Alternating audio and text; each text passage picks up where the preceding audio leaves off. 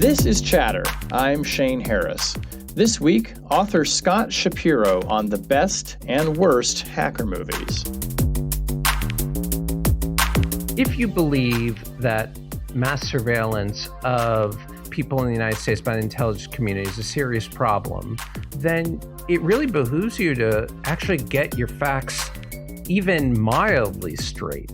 And that's what I found so unbelievably upsetting about the Snowden movie. That's what makes war games so special, because it taught us what to be afraid of, as opposed to tapping into what we were already afraid of. To preface our discussion, you will not learn how hacking works from the movies. You cannot trust what you see in Hollywood. Spoiler alert.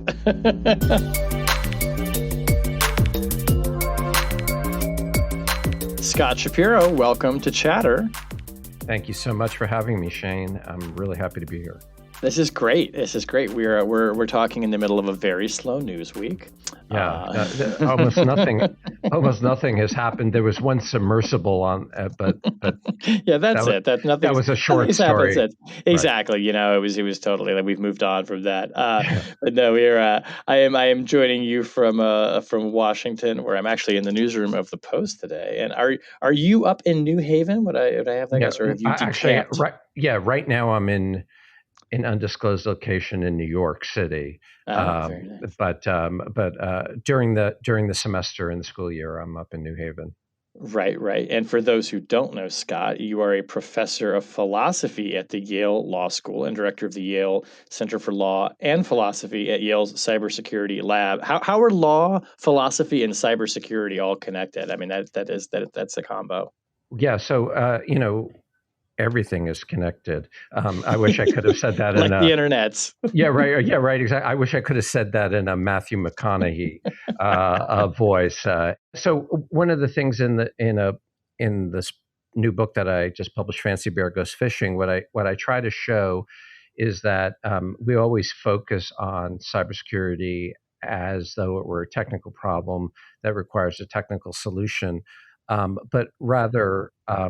The claim in the book is that cybersecurity really ought to be seen primarily as like a human political problem, and the law can be incredibly useful for helping change the incentives that people have for creating bad code.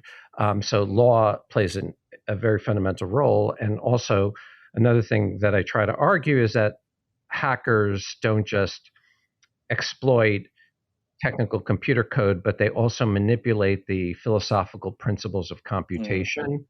And so the book is it's a story of 5 hacks, but it's also an explanation of how these technologies work and why, and how law and various rules affect how we all act with our computers, and how philosophy matters deeply for understanding at a very general, high, abstract level how all this stuff works. It's a fascinating book, and listeners of the Lawfare podcast, if you haven't had a chance to check out Scott's interview with Jack Goldsmith, where they go through the book, it's really worth your time, and it's a really engaging conversation, and an outstanding book too. We are going to go decidedly more lowbrow in this podcast. We're going to talk about movies, as listeners know, my favorite subject. And the reason I had reached out to Scott to ask you on is you mentioned one of my favorite all-time, I guess we could call it hacker movies, war games, in the book, as kind of being I don't know, prototype is the wrong word, but important film in the history of computer hacking. So we're going to talk about that and some other hacker movies, maybe hacker TV shows, maybe some real bombs out there in the hacker genre. Right. But before we do that, just briefly tell us a little bit. You've talked about like your work at Yale and how these different fields intertwine. You write about that in the book. How did you get interested in hacking and hackers? Yes, sure. So I have a technical background. When I was young, I I grew up during the personal computer revolution, so all through high school I coded, and then I studied in computer science, and in college I had a computer company. So I did about 10 years of serious coding, and Was then this like in the 90s, or like when did you yeah, graduate high school? I graduated 82, Okay. and then so it really was when the Apple II and the TRS-80, all those things had come out. But I stopped in the beginning of the 90s, thinking that my future lay in jurisprudence. Mm. So I went to law school and got a PhD in philosophy. And then the previous book that I had written with my colleague, Ona Hathaway, was called The Internationalist, and it was a history of the laws of war over 400 years, and from 1600 to 2014. And people kept on asking me, well, what about cyber war? What about cyber war? What about the next phase? So I started doing research in cyber war, and despite the fact that I have a very strong background, technically, I found the whole discussion completely opaque, very confusing. And I tried to figure out, like, whoa, how does hacking work? And can hacking be an act of war? And what is this whole world like? And why is it so hard to figure out, as somebody who, like myself, was pretty educated in the fundamentals? I couldn't figure it out. So that's how I got into the whole thing. And I will just say, just to preface our discussion, you will not learn how hacking works from the movies. Spoiler alert. Yeah, spoiler alert. Yes. You may think you've learned how it works from the Yeah, movies, right. but you won't. Exactly. No. You cannot trust what you see in Hollywood. Not always. It's a Sometimes it's fake. constant theme of this podcast. Yes. Sometimes it's fake news. So, Yeah, exactly, yeah. exactly. Nevertheless, I mean, Hollywood does, on occasion, try to project the image of the hacker onto the big screen. It is usually pretty cringe-inducing. Not always, though, and there are some of these films that are great entertainment and do kind of capture the zeitgeist as well, even if they don't necessarily get all of the technical details right. So why don't we what should we jump in? Let's just jump in. Let's just because I mean, War Games is like the origin story for Right. a lot of what's going on. Right. And so let's talk Yes. about that. So, War Games, for those who don't remember or didn't, criminally, if you have not seen this movie, stop the podcast now and go watch it. No, just kidding. Wait till the Absolutely, end. absolutely. 1983, directed by John Badham, who also directed Saturday Night Fever, for those who don't know. Wow. Starring Matthew Broderick and Ali Sheedy, with some great supporting roles, including by Dabney Coleman, who we'll talk about, I'm sure, in the discussion. War Games, the premise of it, just to refresh everybody, is this teenager who is, I think he's basically in like Silicon Valley, right? He's like in Sunnyvale, California, played by Matthew Broderick. He's this sort of, autodidact, we might even call him a hacker, prototypical, who's kind of, terrible in school. So he does things like breaks into the school grading system and changes all his grades to an A.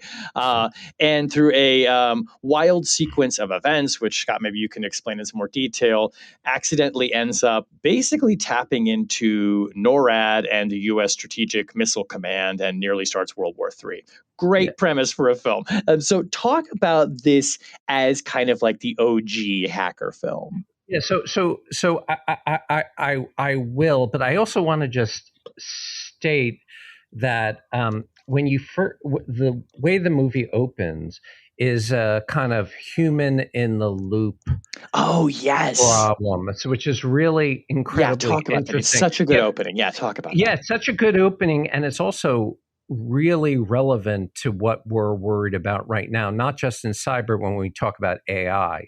So the movie is opens up and there are these two middle, maybe men in their 20s, and they're in the military, and they go into a silo, and all of a sudden there's a warning that Russian missiles are incoming, and they have to decide, is this real or not? It's very interesting because there are like very subtle things that happen where one person says to the other, oh, like he tried to buy marijuana, And then you're thinking to yourself, oh, that's interesting. So like at the time, of course, marijuana is illegal, and as it is still some places.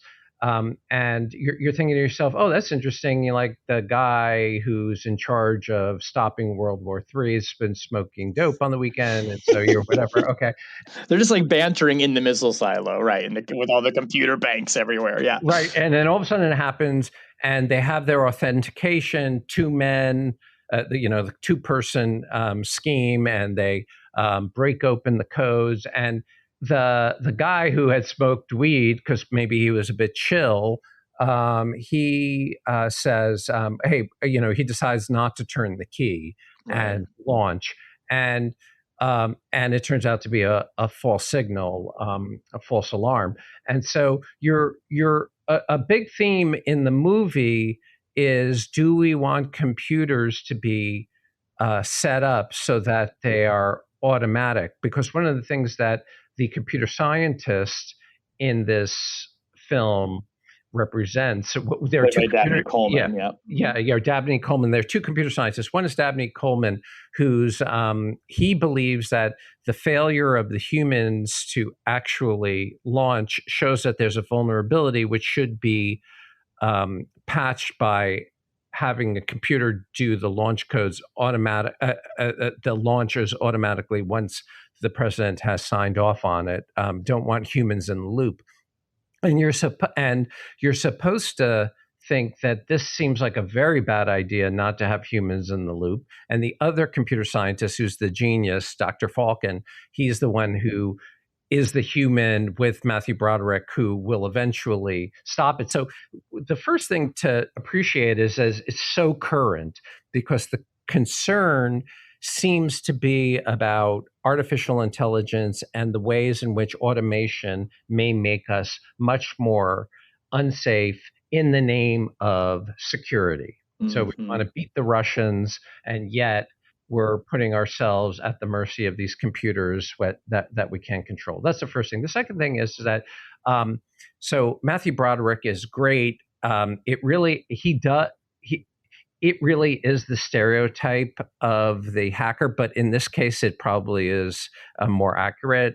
Young, adolescent, high school, doesn't really pay attention to schoolwork, much more interested in playing with computers, and does what is now called war dialing. The technique is called war dialing, which is based on the technique that Matthew Broderick uses. The name of his character is David Lightman. What he does is he takes a modem and he has a program which will generate random phone numbers, and then will dial them automatically, see if they're picked up by some remote computer. And if they are, he'll try to break into it, either because there's no authentication, no security, or there's security that he guesses. So this is actually when Target was breached in 2013, I believe it was because a guy was driving around from Target to Target, randomly dialing Target numbers in the parking lot of Targets, and was able to breach a contractor and get in. So he's pulling a Matthew Broderick. He's pulling a Matthew Broderick, and the difference, the reason why this is so OG is because not only is this a first time that you really kind of see hacking in a major motion picture, but somebody watches it before it comes out, and his name is Ronald Reagan, and he's president of the United States, and he sees it the Friday before it comes out, and he has a meeting with Joint Chiefs of Staff and the top people in Congress in his office the next week. And he's like, hey, I just saw this movie called War Games. Do you think that this can happen? And he tasks the military to try to figure out whether this can happen. And the general comes back, presumably reporting that for 20 years, the military has been very concerned with exactly this scenario, and says, Mr. President, we have a lot of work to do.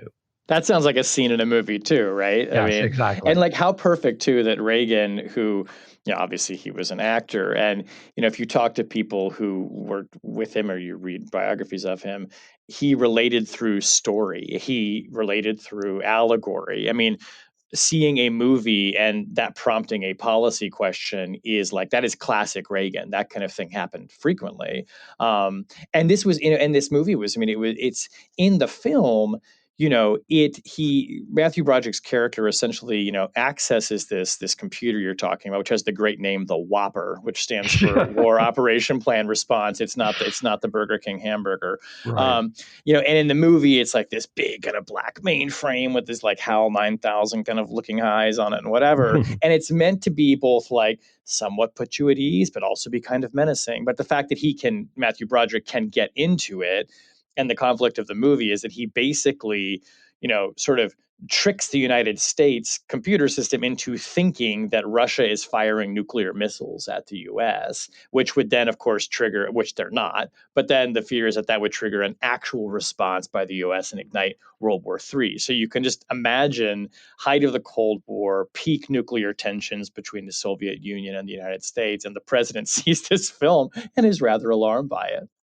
It is amazing that it never occurred to him that it might just be a movie. That is, it like whether computers are capable of this kind of very high level reasoning that I think we would be astonished today if GPT-4 could do. What the movie presents is a situation where anyone can get into NORAD. There's a secret artificial intelligence program that, for some reason, the genius computer scientist who built it decided never to disconnect it, didn't shut down the back door, and has astonishing reasoning capacity, like things that you would be shocked if ChatGPT 3 or the kind of the AI bots that we've been using now could figure out.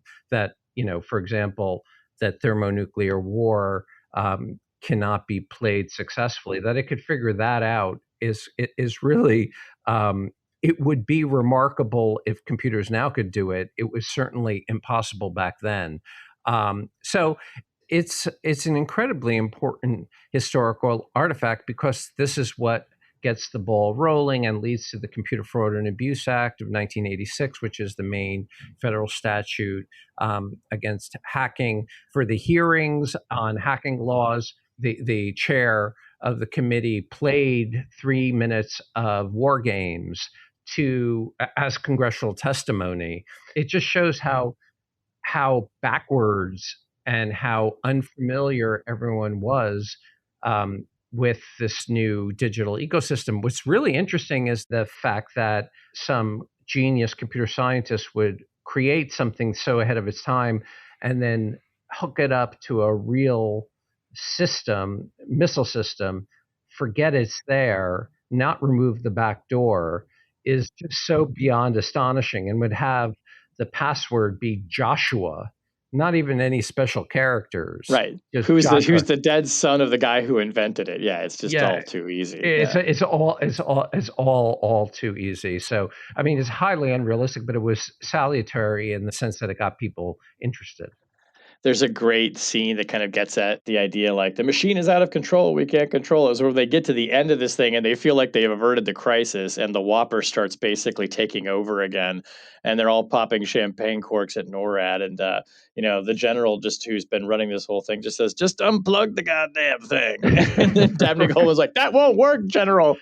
Right. So it is the machine taking over. And then, they have to basically teach it in the end that strategic nuclear war is an unwinnable contest. And then Joshua, who's the computer actually talks, has this great line where he says, "This is a strange game. The only way to win is not to play," which of Right. course is the moral lesson of the film about the futility of nuclear war, which is the broader picture that the movie's trying to make, but not necessarily, I think, the reason we all remember it. Yeah, I mean, it's also interesting, by the way, to see these movies from the 1980s because you forget how much like the whole culture hated the Russians. Right, right, Soviets, right. the Soviets, they were unbelievably ruthless, terrible. And then when you get into the 2000s, we start seeing the enemies of the United States change. But it is kind of from a national security perspective, you think to yourself, okay, who have we decided is our main geopolitical enemy, and we're going to make Hmm. them the villain in the film. Right, right. Exactly, exactly. Fun little point of trivia about the movie too. The two guys in the missile silo in the beginning who kind of lead off in the prologue, played by Michael Madsen and John Spencer. So Michael Madsen of Quentin Tarantino film You're right. fame, and John Spencer, best known as Leo McGarry, the White House Chief of Staff on The West Wing. So relatively unknown actors at the time, but they went on to bigger things. Yeah. Let's talk about another movie that comes out, a good 10 years later or so after War Games, called Sneakers, which I have to say, Sneakers kind of rates as one of my favorite spy movies of all time, or like at least intrigue movies. Movies directed by Phil Alden Robinson, who did Field of Dreams. And the cast, like just this cast alone, listen to this: Robert Redford, Sidney Poitier, Ben Kingsley, David Strathairn, Dan Aykroyd, River Phoenix, Mary McDonnell. Like that is the principal ensemble cast of this film. Truly, like some of the greatest Yep. actors in history are in this movie that is basically about a unit of operatives who are like ex Intel types, probably worked at the NSA, but many of them are computer hackers. Basic plot of the movie is they're hired to go retrieve this mysterious black box. Turns out to be like this master encryption key that can break every code known to humanity. And the people they think hired now are not really who we think they are. There are like overtones of like Julian Assange in this movie. There is like, I feel like this film was like forecasting things, that would come to pass years later. But talk a little bit about your thoughts on this film, and particularly kind of like, again, the role of the hacker. And is this like more accurate to how hacking works, do you think? Yeah, so I want to say there's so many things about this film which are interesting. As you mentioned, the cast is just crazy, just really, all star cast. That's the first thing. What I found, two things really struck me, and it really goes to my background. The first thing is that I cannot believe how much illegal activity they're engaged in. Yes, I mean yes. that's. I mean, we're used to seeing criminals committing some crimes, but this is like these people who are engaged in surveillance and are considered the good guys in the film, they are just rampantly committing wiretapping, fraud, All over the yeah, place. just trespass, like every single thing you can imagine. They're violating, and so that I found that really upsetting. So that was the first thing. It offended your delicate sense of private security Yes, researchers are supposed to obey the law. right, exactly. I mean, well, I'm not sure that they were private security researchers. That's true. Right, But they're a yeah, private security company. yeah, Yeah. their company, right? They are what we would call now pen testers. Yes, Right, exactly. right. You hire them to break into your system to prove how you can break into it so you can better protect it. Right, but it's, as you know, it's an unbelievably highly regulated process, Yes. and it takes a long time to set up because you have to give people authorization to do that. Anyway, let me just say that I was a bit on the legal fainting couch on that one. The second thing that I found was really interesting slash annoying is that as you pointed out, the whole plot revolves around getting a black box that has some kind of encryption something, which they don't really explain, that can break all the encryption Hmm. in the United States. Though the idea is supposed to be that it's supposed to break Russian encryption, but it's Right. really Right. only useful for breaking American encryption. And so the subtext of the film is really, you can't trust the intelligence agencies. They really want to spy on Americans, though of course, the heroes of this movie are people who are spying on Americans. Right. So that there's but the mathematician is represented as like just an utter like flamboyant, genius diva. So the idea is that there's a mathematician in there, and he has long hair, and he speaks with a foreign accent, and has this algorithm that is going to be, he's a cryptographer, and he has this mathematical cryptographical algorithm that's going to do something that's going to break all encryption in the United States. And so he's giving this talk, and instead of standing in front of like a PowerPoint, because I'm not sure they have PowerPoint then, but like instead of like an overlay or a screen, he's standing in front of like this projector that's just projecting mathematical symbols on him, and he doesn't actually report any results. He keeps on saying what we will be able to do in the future, and this opens up the intriguing possibility that we'll be able to. And I thought, any mathematician that's giving a paper would never talk about the intriguing possibility that they would just show you the theorem, So like this is that would not be for a movie, Scott. Okay, well, I'm just saying the idea that mathematicians are charismatic, okay, that's the biggest fiction of all. Right, or that there's like they would like build up suspense instead of just telling you the theorem. It was that also I was on my academic fainting couch for that. Right. But what's really interesting is they don't call what they're doing hacking; they call it sneaking. And it really shows one of the things that we forget, which is that so much penetration. We always think about hackers from halfway around the world, but there are lots and lots of hacks that happen because of physical intrusion, fooling guards and getting into the building and learning about the actual authentication procedures, security procedures, and perhaps security data that will allow them to maybe hack when they're in there or hack when they're outside of it. I was just on a radio show with this woman, Jenny Radcliffe, who she just published a book called People Hacker, and this was her job, is what the sneakers people did, which is that she would trick people into letting her into to their corporate headquarters, and then would gather information once she got inside there.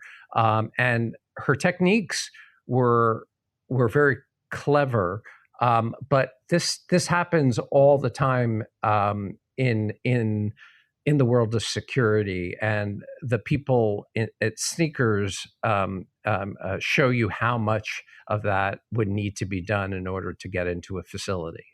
Yeah, and there's this great scene that is perfectly illustrates that, where Mary McDonnell, who is sort of the ex-girlfriend of the Robert Redford character, she agrees to help them by going on this date with a guy who works at the facility they're trying to break into.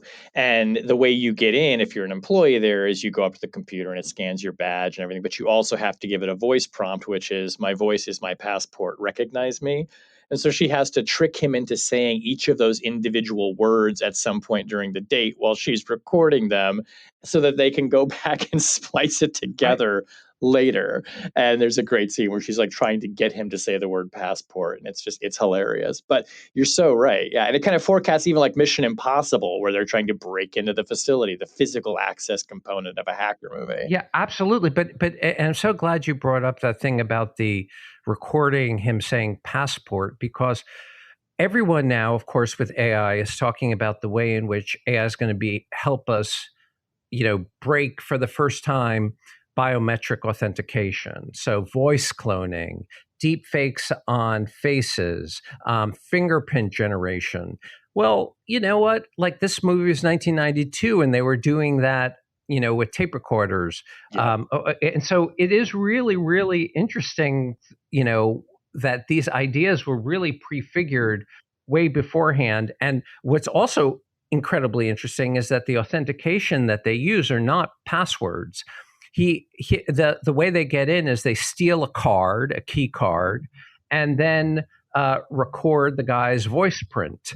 Those are two factors, things you own and things you are, which are supposed to be very, very secure. And we always think about passwords as being insecure, but passwords would have been the thing that probably would have stopped this. And so it shows the ways in which all the attacks that we're worried about now, biometric imitation, these have been around for a long time.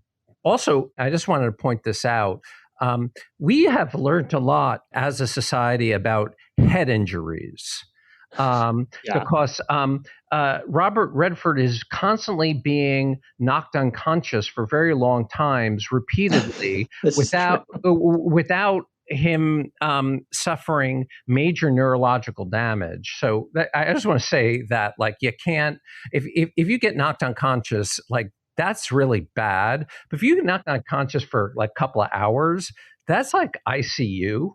Anyway, so that let's stop that for the moment. You are nitpicking. I love it. I know, but head injuries are really very scary, bad things, and they're not to be taken lightly.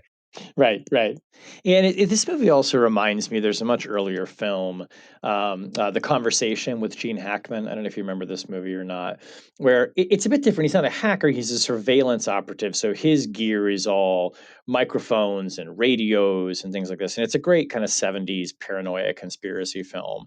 But it gets at this idea of the physicality of surveillance and of like trying to steal things from people. In his case, he has to physically get close to them or be within eyesight of them. And I think for me, as hacker movies go on, and we'll get to this with the Die Hard movie, they become so all about somebody sitting in front of a computer terminal. Yeah. And it just becomes so remote from the physical nature of like really how espionage works and how surveillance actually does.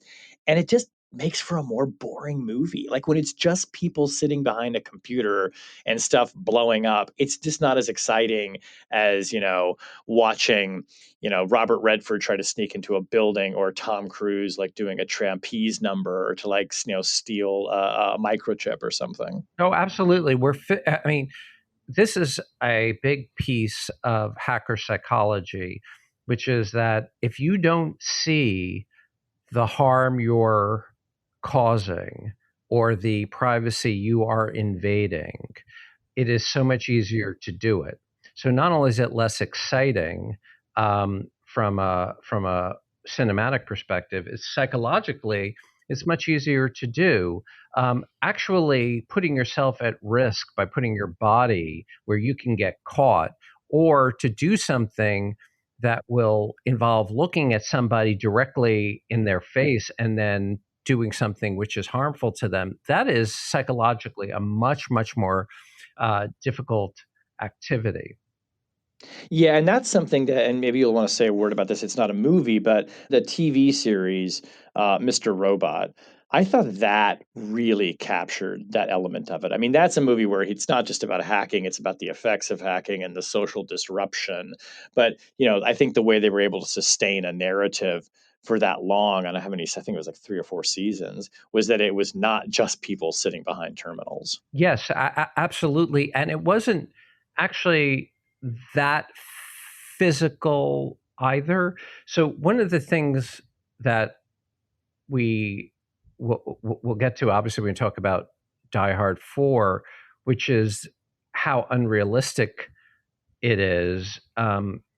It's very, very hard, because hacking is a technical activity, to portray it in a way that's meaningful to the moviegoers. Because if you show people Linux command line, most people are not going to know what it is, and it's not going to be interesting to them. So you have to do cinematically interesting things, and by that I don't mean typing quickly, because that's another way you convey how good a hacker is, by how fast they type. But one of the right. So the thing about Mr. Robot is that they actually had security professionals who did everything, and so it's actually enjoyable to watch it if you know what's happening, because it's fun to see the right tools and the right commands and the right switches being used. But ultimately, what I think Mr.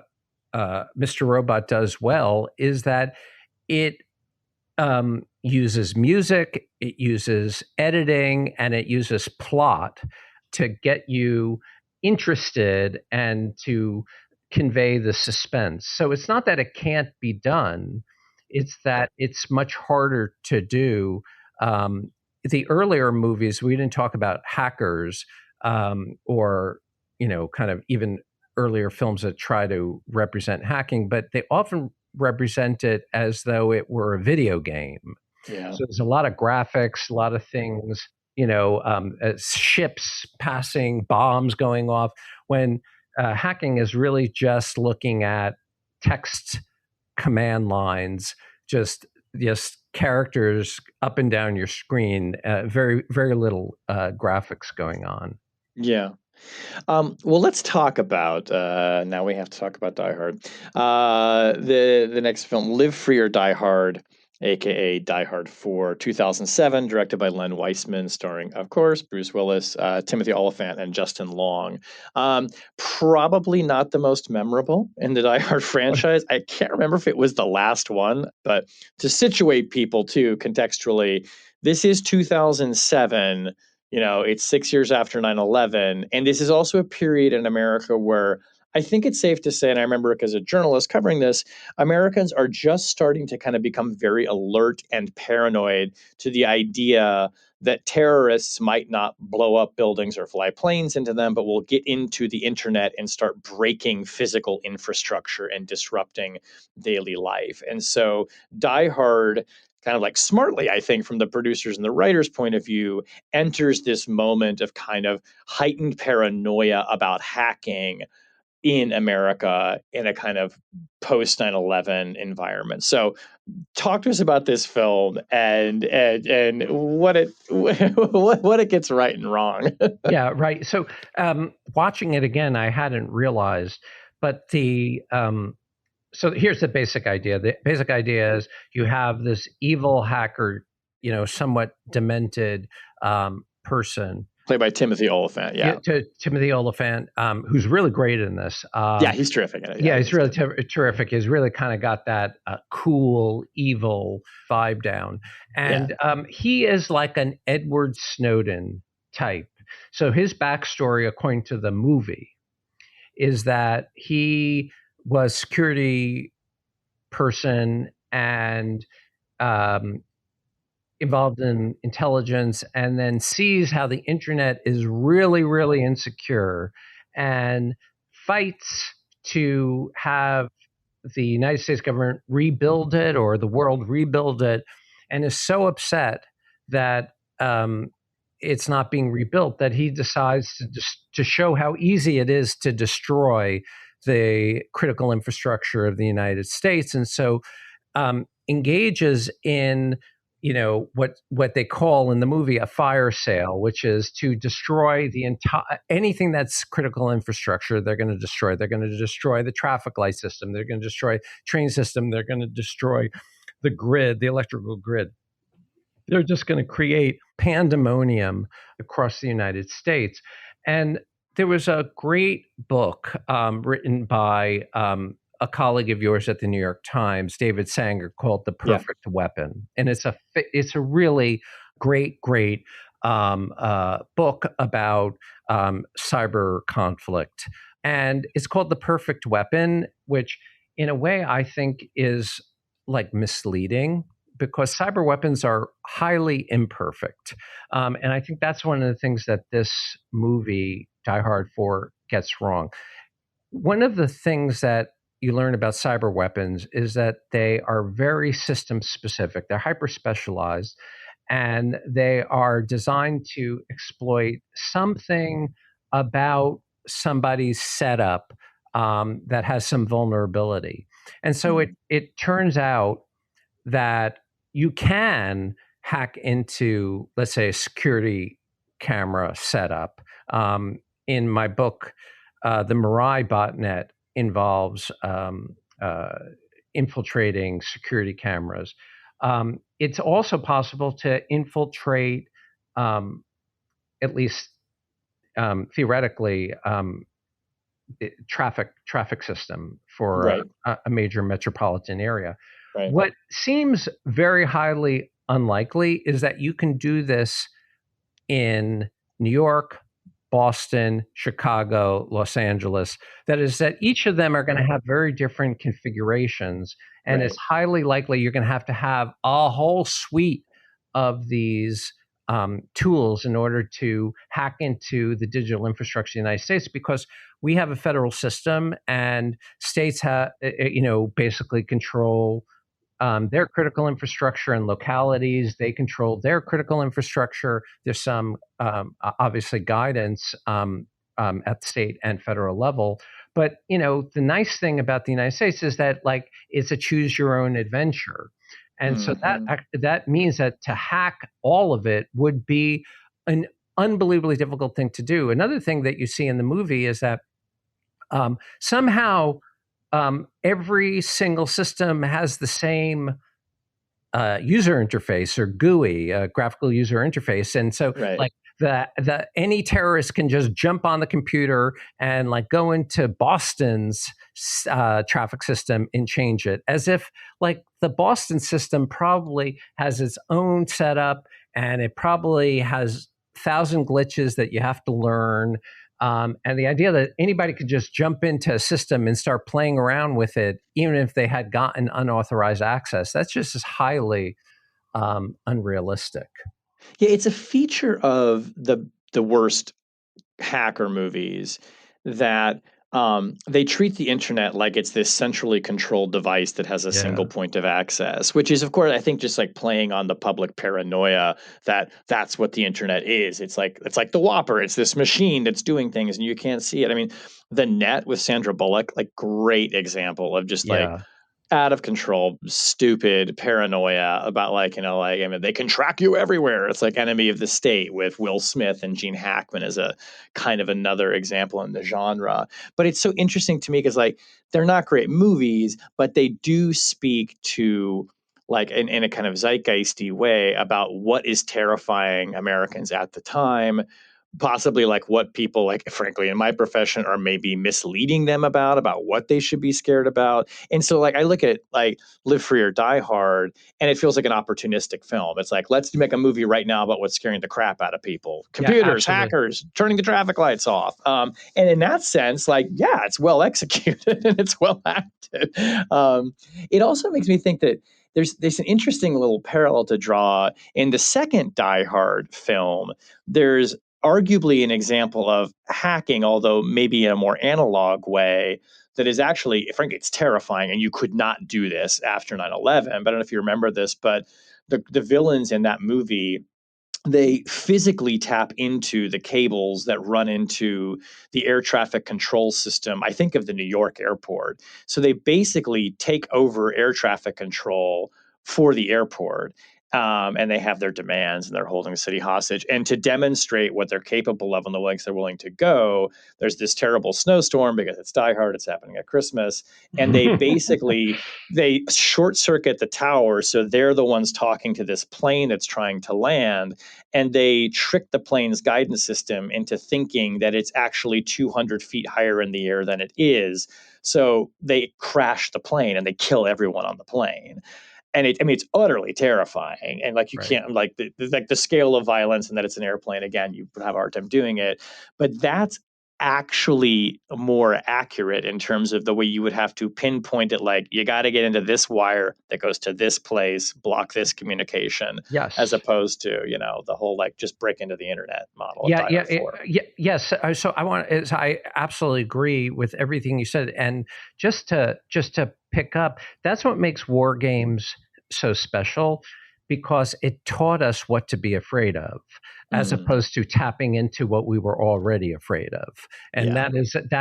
that's the mark of some a great movie or book or something like that, is to get you to care about something you didn't know you cared about. That's the first thing. Second thing is, I think that one of the things that the movie taps into is that the analog guy, the older guy, in some sense, is always the hero, the guy that can figure it out. So John McClane, no more analog guy than that. Yep. Yep. But somehow he stops the hackers. Same thing about sneakers. Robert Redford is mainly, I mean, he hacks, but he's mainly a physical intrusion person. And there's this way in which we as moviegoers kind of trust that the old tried and trusted ways will actually save us from these newfangled technologies. Yeah, yeah. No, it's interesting how few writers seem to really kind of nail it. I mean, we've talked about like war games and sneakers as being great examples of the genre. Live Free or Die Hard, yeah, it's kind of mixed.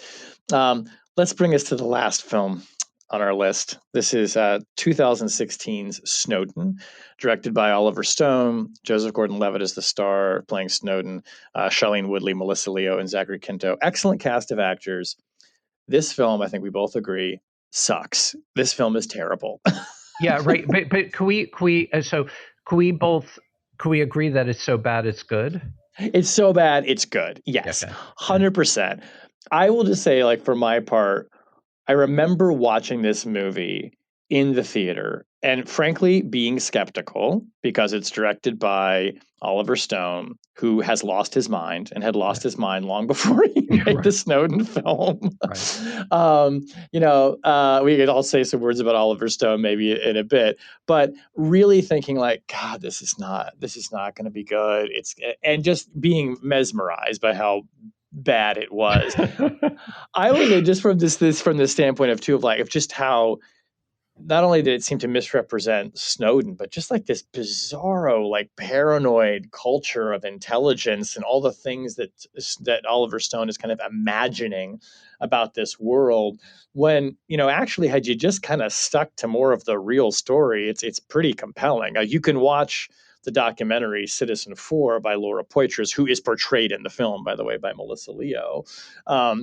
And the film is clearly very sympathetic to Snowden, but it's a nail biter of a movie. It just kind of follows the drama as it unfolded. Whereas, Snowden is, oh my God, that is one of my chief complaints about it, is just that, frankly, that Oliver Stone made it. But talk about Snowden and your special love hate for this film. Yeah. So I was going to say, again, I really agree with you. Like, why'd they have to gild the lily? Yeah. So, I thought it was horrible. I thought it was horrible because it took like a bunch of numbers, like 215702, section 215, section 702, scary names like muscular and X key score, and then put it in a blender, and then poured it on a piece of paper. Mm-hmm. So like the first thing you get, when Snowden learns about the vast NSA capabilities, he's shown X key score. So X key score is a database of takes from the intelligence community that is accessible to certain analysts who have privileges to look at it. And one of the things that this kind of pivotal part in the movie is when Snowden is involved in some field operation, and this NSA analyst says, "Hey, come over. I'll show you everything about everything in the world, and I'll show you women getting undressed, a Muslim woman getting undressed." And so of course, Snowden is mesmerized that there is a database that has information about everyone in the world. That's what is being portrayed as if there's everyone in the world. And then he says, how is this possible? Right? Because I would like to know that too. How is this possible? And what does the analyst say? He says, oh, it's all bulk collection. Mm-hmm. Right? So now, obviously, but and I'm sure a lot of lawfare listeners know, but Section 215 of the Patriot Act, the business records provision, was used for a bunch of years under Bush and then under Obama as hoovering up telephone records and the metadata. associated with it, and that there were kind of rules about when you were allowed to look at this database. There were very few people who were allowed to look at this database, but it was just the metadata, and just the metadata. It's through various types of analysis, you can learn a lot from metadata. But what the analyst proceeded to show Snowden was not metadata; it was the actual contents of the communications, and just there seemed to be no limit to where this analyst could go.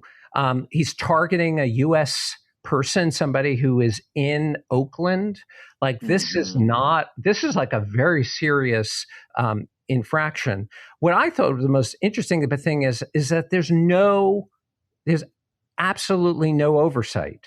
Like this person is just acting as though the NSA we're not a security organization. Like there's just no way. Right. It's not like the NSA cares about privacy per se, but it's not going to give an analyst unfettered access to all the information. That's a huge security risk. And so when he keeps on asking more about all this information, the analyst starts throwing out other names. They're saying, oh, muscular, prism, upstream. Now, these are all Section 702, not bulk collection, but targeted collection, which is extraordinarily different. And so that really, if you believe that mass surveillance of people in the United States by the intelligence community is a serious problem, then it really behooves you to actually get your facts even mildly straight. And that's what I found so unbelievably upsetting about the movie.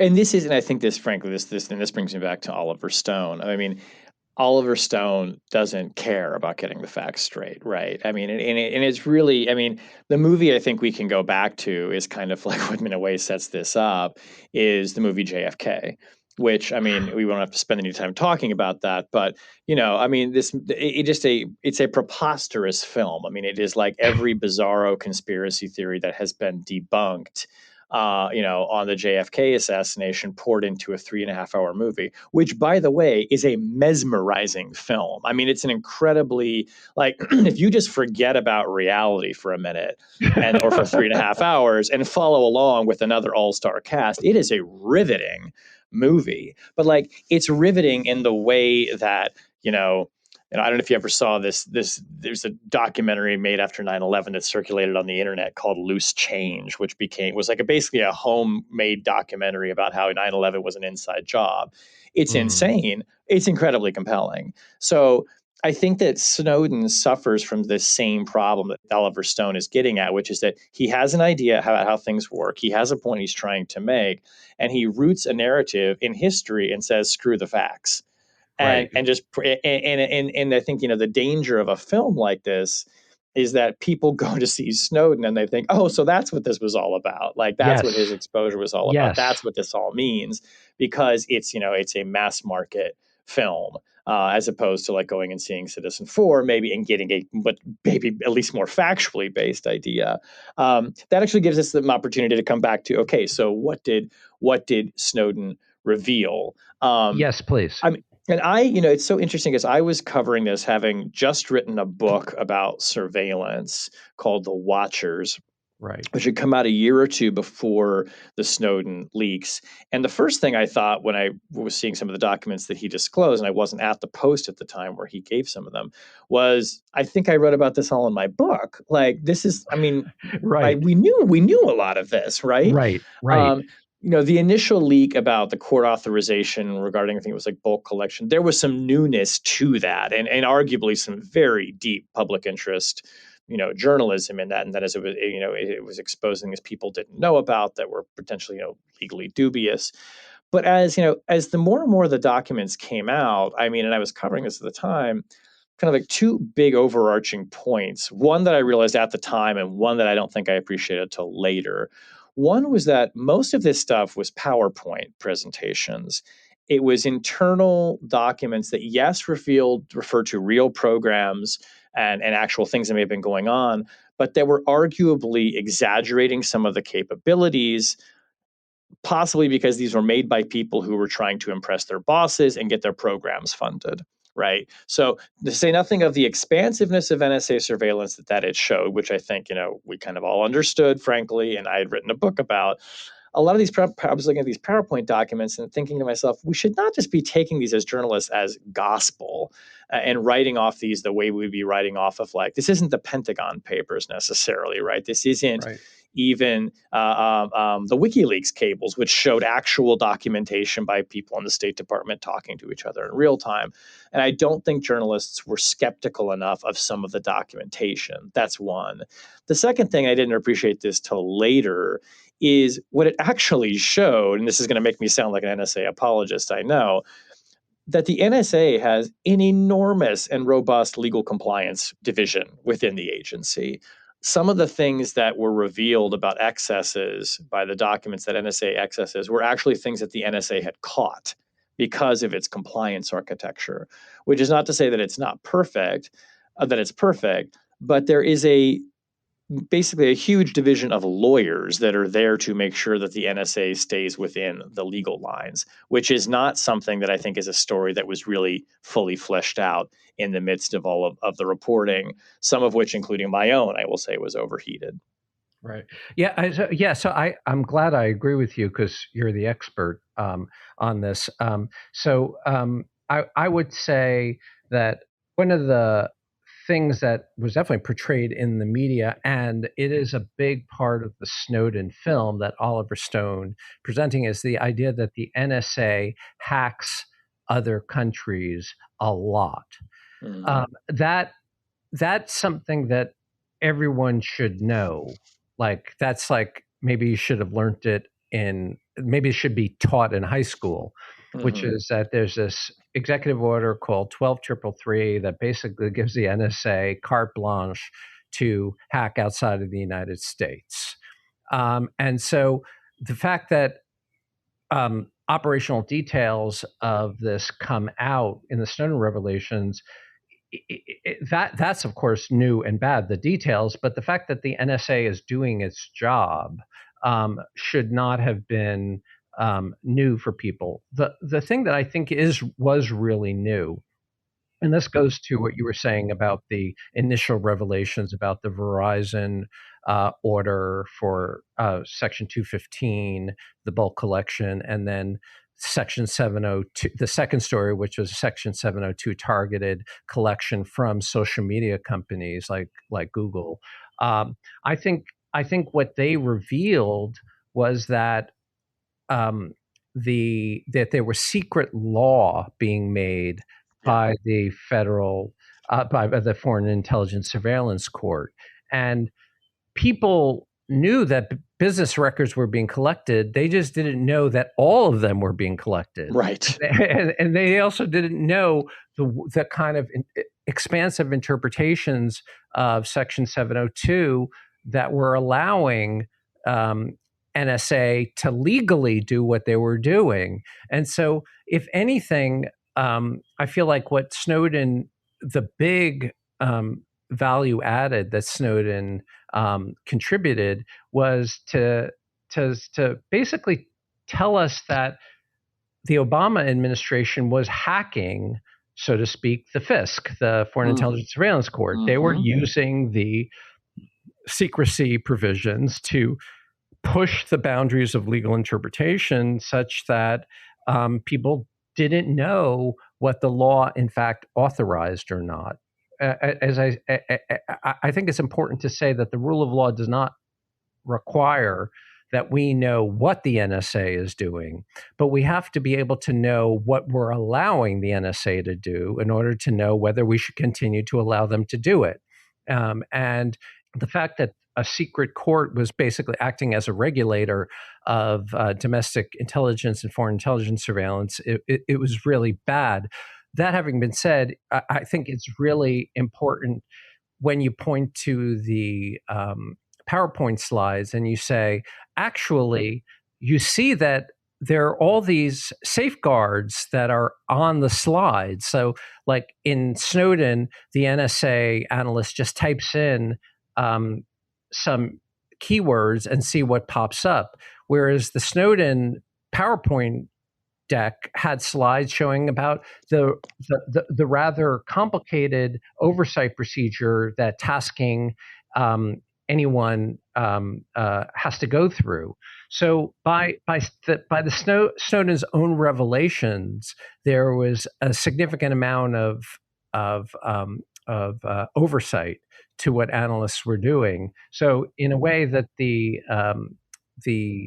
film, Oliver Stone's film, is not even true to the things that Snowden revealed. Yeah, and that's what's so maybe ultimately so disappointing about the movie, because you had this esteemed director and you had this big Hollywood budget, and these actors, is that it's such a letdown because it undermines in so many ways the real story of what Snowden was about. And it is an important story. I mean, there are things that Edward Snowden revealed that the public deserved to know. There are things that he added to our understanding about the expansiveness and the potential dangers, and in some cases, the real excesses of government surveillance and authority that the public has a right to know. The movie just doesn't do that, and I think I again, I guess, I mean, not to pick on, well, I'll pick on Oliver Stone, why not? I feel like Yeah, in why the not? hands of a different director, a different writer, there was a real opportunity to make a film that was not only more honest about the facts, but actually was more educational. Yeah, And and in some ways, Snowden is like a great example of of a Hollywood disaster story, which is when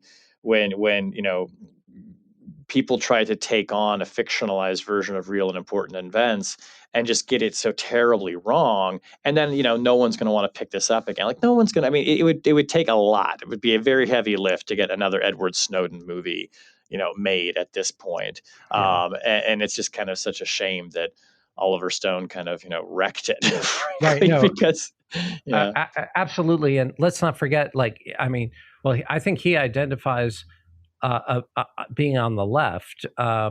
It's really interesting, in the Trump era with QAnon and conspiracy theories and anti-vaxxers and all RFK Jr. and all this stuff, that this was going on in the left. By the way, I identify as center left. So for people on the left, there was this very strong conspiracy theory movement, and we forget that there was just a lot of crazy things being said about what Bush was doing, what the government was doing, and the mess we find ourselves in now has been brewing for a long time. Yeah, yeah. As we wrap up here, just say a word, because I mean, you are an academic, you're a researcher and a scholar. Just say a word about. I mean, this is probably what you learned in writing your book. What does the academic research tell us on what hackers are really like? And we've talked about now fictional portrayals in several films and TV shows, but what does the research show is kind of your typical characteristics of a hacker? Thanks for asking that, because I think it's really important. Again, we were talking about Oliver Stone and facts, so it would be good for me to present the facts, at least as the research presents it. So I think that there's a very big difference between hackers from Eastern Europe and hackers from Western Europe in the United States. In the West, hackers tend to be much younger. They almost always are boys. They're Mm, almost always boys because people get into hacking through gaming, cheat sheets, and game modifications, and that draws them into the world of hacking. And the world of gaming is highly misogynistic. It's getting better, but the whole Gamergate thing mhm. meant that the people who were on the pathway to hacking got a kind of selected to be basically male. That's the first thing. Number two is they really are highly social online. They don't necessarily they run the gamut of psychological profiles, so they're not all have multiple personality disorders, like the person in Mr. Robot does. Some are good, some are bad. They're not all geniuses, and they typically age out. So, you know, 18, 19, 20, 21, they get bored of it and they move on. It's the very, very few who kind of get caught up in it and stay caught up in it. That's unusual. In the East, in Eastern Europe, they tend to be much older hackers, cyber criminals. And the reason is because so many people from Eastern Europe, is the problem of underemployment, overeducation. So these are people, they don't have Googles or Metas or Twitters to go to. And so there are some tech companies, but like most of them are doing IT if they can get it, and they're trying to make money on the side. And so the people who are involved in it feel like, okay, if I hack people in the West, I make some money. It's not a particularly interesting way to make money. Uh, Alice Hutchings, the director of Cybercrime Center up at Cambridge, has a great article called "Cybercrime is Boring." It's just like dealing with customer service requests and managing databases. People do it for the money. And so the idea of like the romantic figure who's in his basement and is overweight with a hoodie, that's, there are some people like that, but that's not how hacking and security works. Hacking and security works normally through teams. In legitimate industry, they're bigger teams. In the illegitimate industry, they're smaller teams, but they tend to be teams, and they work together. And at least for people in lesser developed tech economies, they tend to be older and are there just to make some money. And do we know, I mean, maybe this is hard to get at from a research perspective, but hackers who go to work for the government, right, who go to work for Cyber Command or NSA or the CIA, do we know if they follow the same kind of type and they just find their way into public service? Yeah, so one of the things that has happened in the last 5 years is that different countries, the UK, the Netherlands, the United States, have built these diversion programs for young hackers. They've built competitions, capture the flag, cyber patriot programs, where they're trying to get these young hackers into the legitimate cybersecurity industry, so that their skills can be used for the good side rather than the bad side. So they are definitely being brought into it. The last hack in the book, the Mirai botnet, those three young men were then, instead of being incarcerated, they were given 5 years community service and had been working with the FBI to catch cyber criminals, and they're out on parole end of October. So I think that that's a great model for using people who have these skills and have made bad choices, that they can be used to redeem their behavior. But that really only applies for those who show the ability to do it and who don't have a host of other problems, like problems with chemical dependency and things like that. I think you got the makings of a good movie right there, you know? Or a series. It's like Breaking Bad meets Mr. Robot. Who knows? I mean, there's somebody in the right hands. This could be a very good story, actually. Yeah, I think so. Yeah. Well, our tradition here on Chatter, Scott, is that the very last question we ask one of our guests is a pre-written question that we select at random from the Chatter box, which, because I'm in the office today, is actually an envelope. So I'm going to reach in here. I'm shuffling the questions up. I'm going to pull one of these questions out, and I'm going to ask you at random. Okay, this is a pretty good one too. This maybe gets away from the hacker discussion. What common misperception about your profession makes your blood boil? What do people get wrong about and take profession, however, which of your many hats you want to wear? Oh yeah. I guess I wouldn't say my blood boil, but it irritates me. Yeah. People think that I just like I'm a teacher, Ah. and I am a teacher. I teach, but that's like 2% of my job. Mm. I teach, so this coming semester I'll be teaching 3 hours a week. So you're like, what do you do the other 37 hours? And like kind of most of my job is research and talking to people Mhm. about research and writing. And so when people say, "Oh, so you're off for the summer," no, I'm not off for the summer.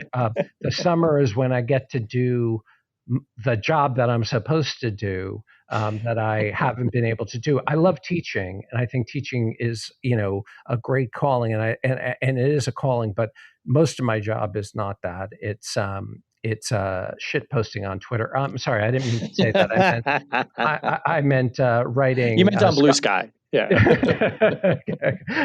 writing scholarly work to edify the information society. Well, in your spare time, I'm glad you could come on here with me and talk about movies we love and hate. Yes, yes. It's been a ton of fun. Scott Shapiro, the book is Fancy Bear Goes Fishing: The Dark History of the Information Age in 5 Extraordinary Hacks. You should check it out. It's a great read. Read more about war games. We'll put links to all the movies we discussed in the show notes. Scott, thanks for coming on Chatter. This was a lot of fun. Thank you so much, Shane. I really, really enjoyed myself.